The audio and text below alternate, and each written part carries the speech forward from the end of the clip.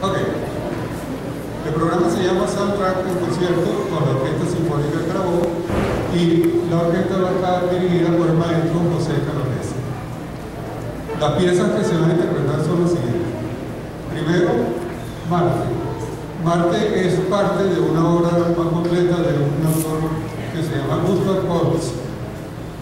Esta pieza, que es la pieza inicial, está puesta allí porque fue la base para muchas de las piezas que vamos a escuchar después.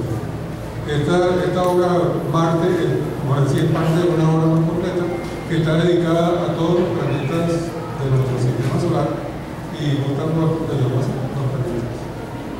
Después de Marte, vamos a escuchar entonces la música de la banda sonora de la película Gladiador.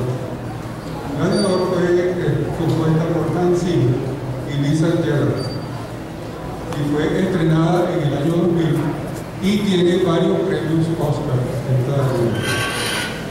Después de Gladiador, vamos a escuchar una pieza muy bonita, por cierto, de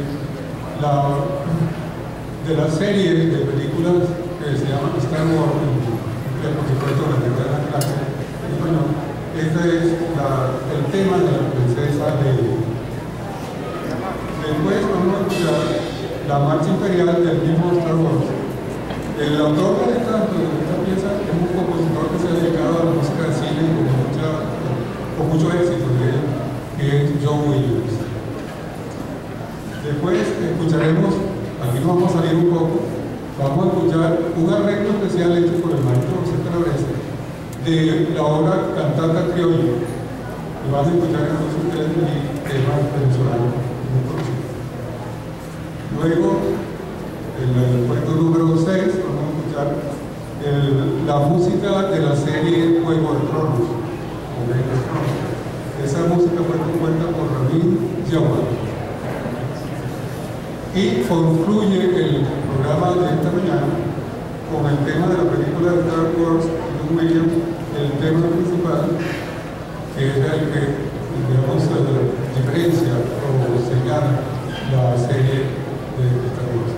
Bueno, muchas gracias por estar aquí, bienvenidos al concierto. También quiero aprovechar para darle las gracias a la directiva de Don Ítalo por habernos permitido estar esta mañana aquí presentando este concierto. Espero que lo disfruten.